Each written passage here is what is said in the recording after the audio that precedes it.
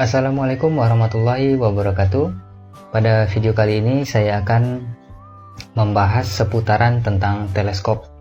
Adapun materinya adalah yang pertama fungsi dari teleskop, yang kedua fungsi dari zeroing, yang ketiga fungsi palang pada teleskop, yang keempat fungsi dot pada teleskop. Nah, di gambar ilustrasi sudah teman-teman lihat sendiri, pada senapan atas ini tidak menggunakan teleskop, sementara yang di bawah ini menggunakan teleskop. Jadi fungsi dari teleskop itu adalah untuk memperbesar sasaran kita pada jarak berapapun, ya. Sesuai pada gambar ilustrasi terlihat pada senapan di atas. Ini garis merah ini adalah pandangan kita ya teman-teman. Jika sasaran ataupun target dekat dengan kita, maka target terlihat besar. Sementara jika target ataupun sasaran jauh dari kita, maka terlihat kecil. Sedangkan dengan menggunakan teleskop itu stabil. Jadi kita bisa memilih bagian vital mana yang akan kita tembak. Nah, itu adalah fungsi dari teleskop. Nah, di dalam teleskop ini ada istilah-istilah.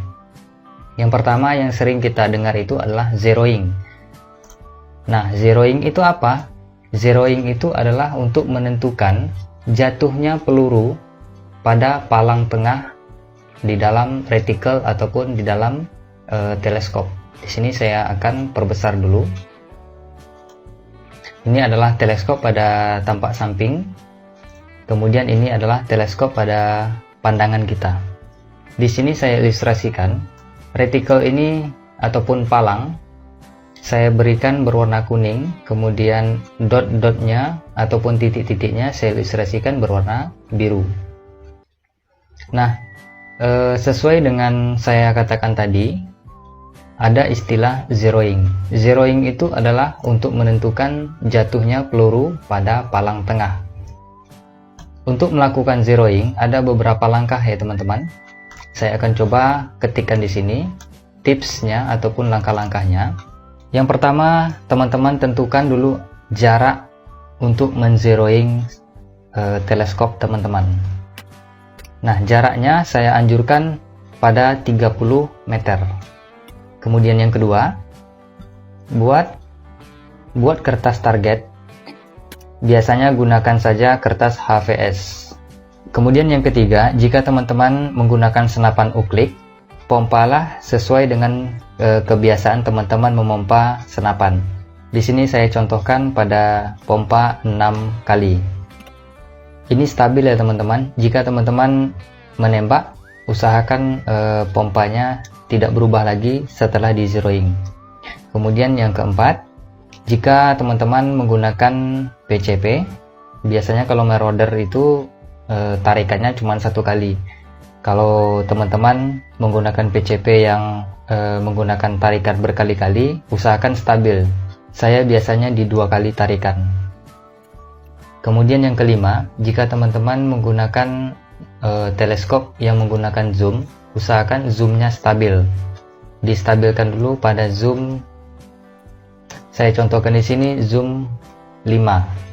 Nah, kemudian setelah teman-teman buat seperti ini, silahkan tembak pada kertas putih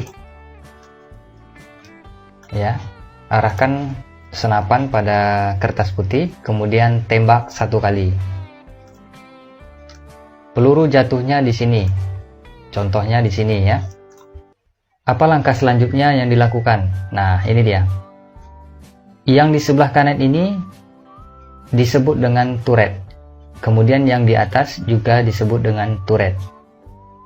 Turret pada bagian kanan ini berfungsi untuk mengatur pada bagian kanan dan pada bagian kiri. Kemudian untuk turret atas ini untuk mengatur pada bagian atas dan pada bagian bawah. Jika peluru jatuh pada posisi seperti ini, yang teman-teman lakukan adalah memutar turret sebelah kanan searah jarum jam. Maka reticle ini akan bergerak atau bergeser ke kanan. Saya contohkan dulu ya. Putar turret sebelah kanan. Jika sudah, teman-teman putar turret pada bagian atas. Nah, itu dia teman-teman. Setelah teman-teman lakukan seperti ini, silahkan tembak satu lagi pada kertas target. Contohnya di sini. Kemudian teman-teman tembak. Biasanya peluru akan jatuh pada palang tengah karena sudah di zeroing, ya teman-teman. Oke, saya contohkan satu lagi dengan menggunakan kertas target di sebelah kiri. Teman-teman arahkan senapan teman-teman pada titik tengah ataupun targetnya. Kemudian beri tembakan satu kali. Seumpamanya jatuh di sini. Ya, apa yang harus dilakukan? Nah, jika kejadiannya seperti ini, teman-teman putar turret searah jarum jam. Oke, sudah pas. Kemudian berikutnya putar turret sebelah atas searah jarum jam.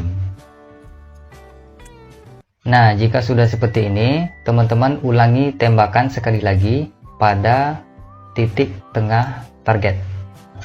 Arahkan ke target satu kali lagi. Nah, kemudian teman-teman tembak, maka posisi jatuh peluru pas pada angka 10. Nah, itu dia teman-teman, cara menzeroing senapan. Oke teman-teman, jika sudah di zeroing seperti ini, sekarang kita pergi ke materi selanjutnya, yaitu fungsi dari dot.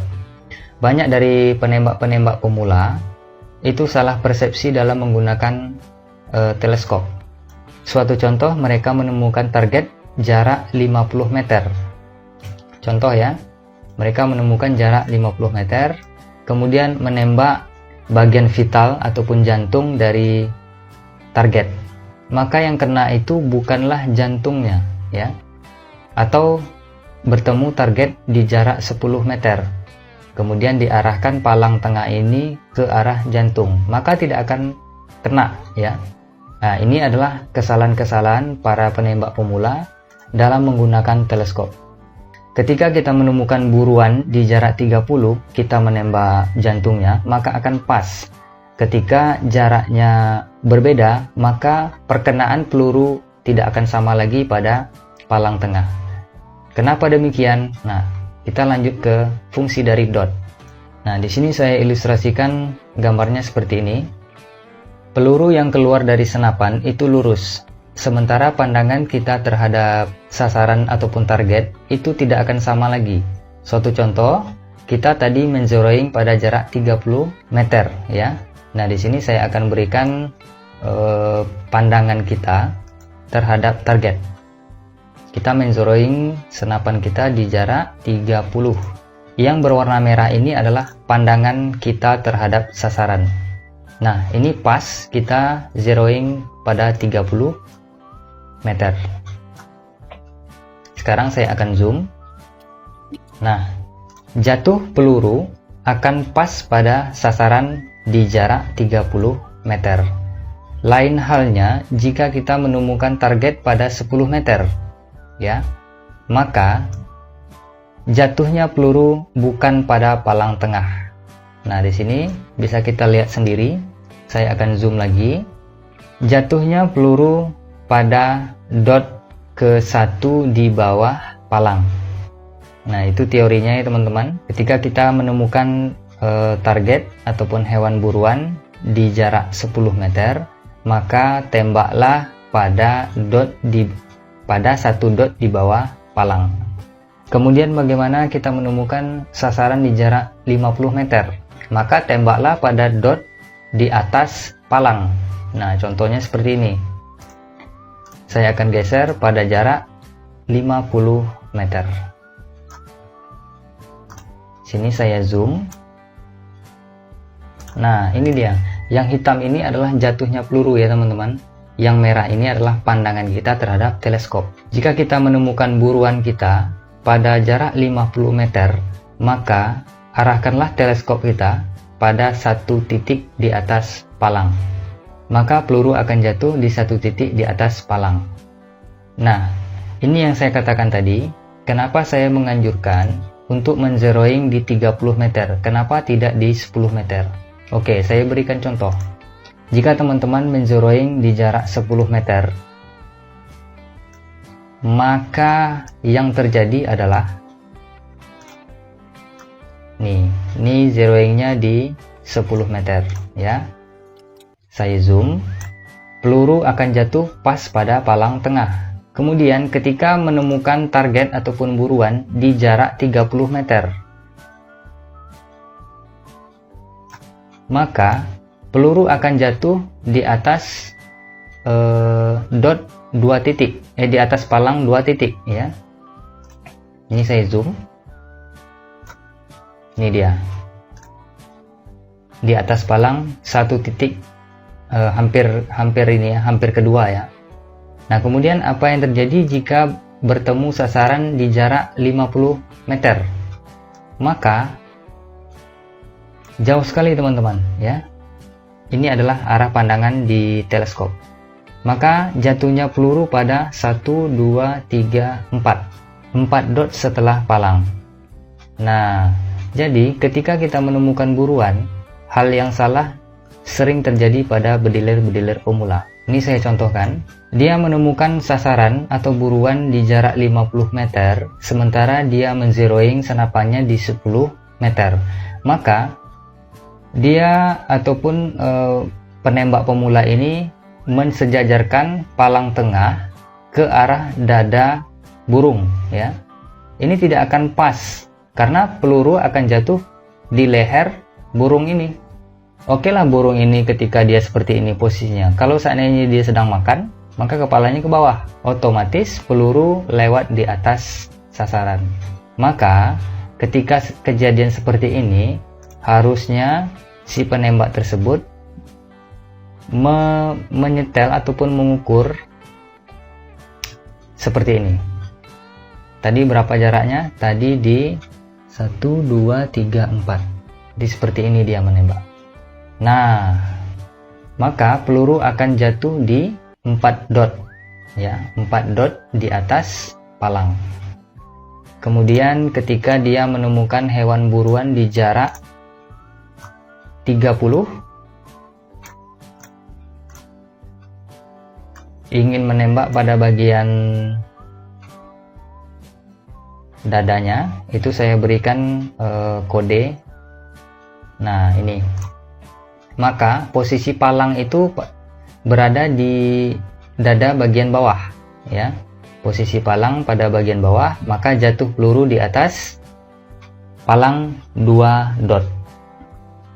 Nah, oleh karena itu saya menyarankan tadi zeroing lah senapan teman-teman pada jarak 30 meter. Karena pergerakannya itu tidak akan terlalu jauh atau miss-nya tidak akan terlalu jauh. Nah, contohnya ini. Nah, jika teman-teman menemukan hewan buruan di jarak 30, maka jatuh peluru sama dengan pandangan ataupun palang dari teleskop.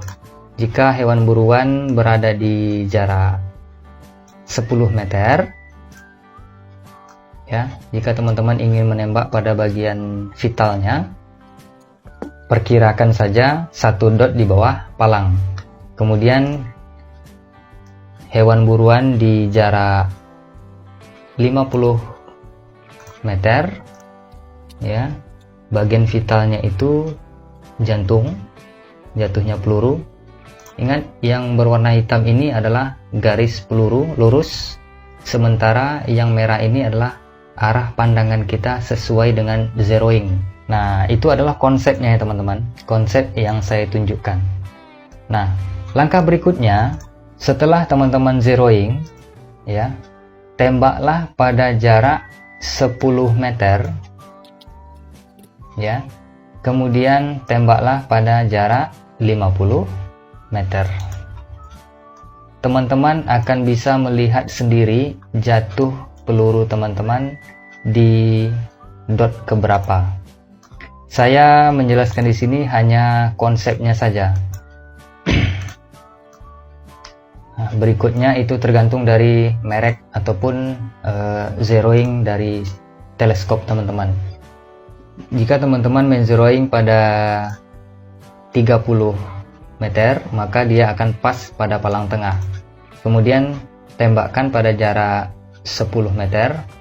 Teman-teman melihat sendiri di jarak di titik berapa peluru teman-teman jatuh. Ini tidak sesuai dengan teleskop. Masing-masing teleskop itu berbeda. Ada yang jatuhnya di garis, ada jatuhnya di kanan, ada jatuhnya di kiri. Nah, ini tergantung dari merek ataupun posisi dari teleskop teman-teman. Yang jelas dia akan turun jika sasaran mendekati atau dekat dengan senapan kita. Kemudian tembakkan pada jarak 50 meter. Terkadang dia pas di garis, terkadang dia di sini posisinya, atau terkadang dia di sini posisinya. Jadi itu ya teman-teman, silahkan zeroing di 30 meter, kemudian coba tembakan di 10 meter, lihat pada dot berapa pelurunya jatuh, kemudian tembakkan pada 50 meter, kemudian lihat pada dot berapa pelurunya jatuh. Jadi ini adalah konsep dari teleskop ataupun dot yang saya ulas. Semoga teman-teman bisa menggunakan teleskop dengan baik tanpa ada rasa was-was, ini senapan saya bagus atau enggak, teleskop saya bagus atau enggak, ini yang masalah peredamnya atau bagaimana. Nah, jadi konsepnya saya berikan tidak akan pas jika teman-teman menembak pada jarak 10 meter dan 50 meter jika teman-teman menzeroingnya di 30. Hal itu akan berbanding terbalik juga jika teman-teman menzeroing pada 10 meter, itu tidak akan pas lagi pada 30 meter dan 50 meter. Saya rasa itu jika bermanfaat silahkan di share, kemudian like, jangan lupa subscribe. Semoga bisa membantu. Saya akhiri, assalamualaikum warahmatullahi wabarakatuh.